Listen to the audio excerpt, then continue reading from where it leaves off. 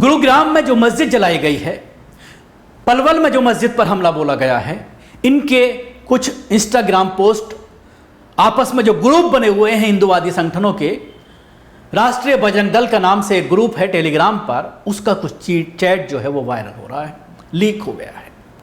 उस चैट में मस्जिद पर हमले करने की पूरी प्लानिंग और ये बताया जा रहा है कि किस तरह से मस्जिद पर हमला किया जाएगा, किस तरह से मस्जिद को निशाना बनाया जाएगा। इस तरह की चैट सोशल मीडिया पर वायरल हो गई है। इस तरह की चैट पूरी तरह से सोशल मीडिया पर मौजूद है, बहुत सारे अकाउंट्स में चल रही है, सुबह से ही चल रही है। लेकिन ऐसी चैट्स पर सुधीर चौधरी की निगाह नहीं जाएगी। ब्लैक एंड व्हाइट करने वाला कल जो अपने शो में पूरी तरह से मुस्लिम एक्टिविस्ट को जिम्मेदार ठहरा रहा था, मुसलमानों को जिम्मेदार ठहरा रहा था इस दंगे के लिए, अब उसकी निगाह इस पर नहीं चले पड़ेगी। मैं सुधीर चौधरी के लिए इस पूरे वीडियो को बना रहा हूं कि सुधीर चौधरी तक ये चीजें पहुंच जाएं।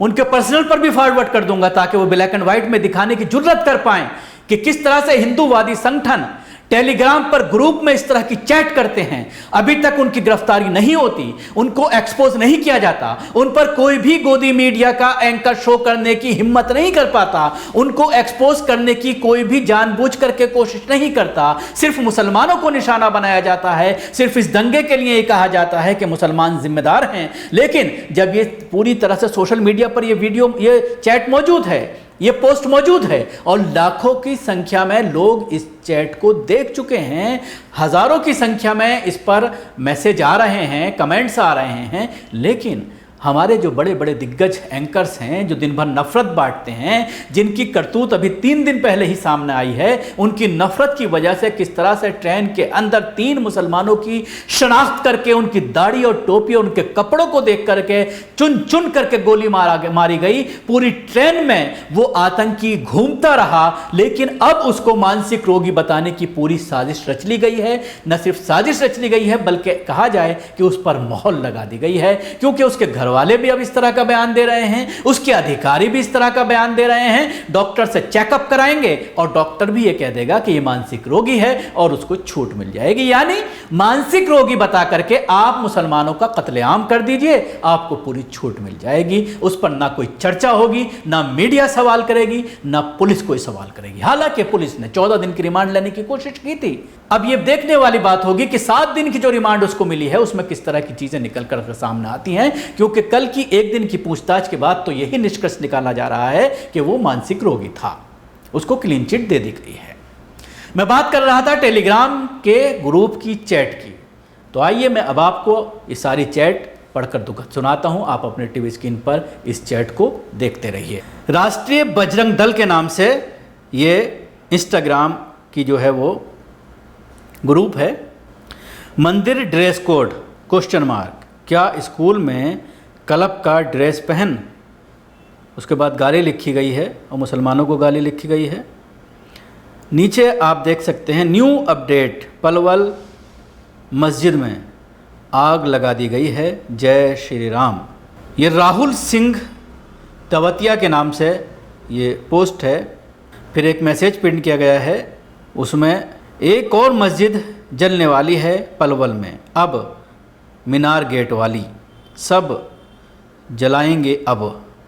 ये दक्ष के नाम से कोई लिखता है। राहुल सिंह तेवतिया कहता है कि सब मस्जिदें जलने वाली हैं पलवल में। इसके अलावा मोहम्मद तनवीर ने राष्ट्रीय बजरंग दल का ही एक और पोस्ट जो है वो किया है।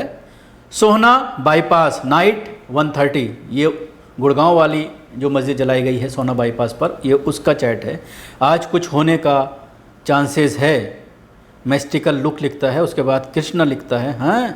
उसके बाद मैस्टिकल लॉक लिखता है, पलवल और फरीदाबाद, यानी 2 जगह पर कुछ हो सकता है। उसके बाद लिखते हैं कि पूरे मुल्ली कौम को जलाओ। दक्ष लिखता है लव। एक और मस्जिद जलने वाली है पलवल में, अब मीनार गेट वाली। पलवल में कहाँ से है भाई तू? विवेक नरवल पूछता है। मेवात में ही जा रहा हूँ अभी, दक्ष लिखता है। उसके बाद दक्ष लिखता है सीधा ठोको भाई, रुको नहीं। उसके बाद दक्ष फिर लिखता है गन्स लेके जा रहे हैं।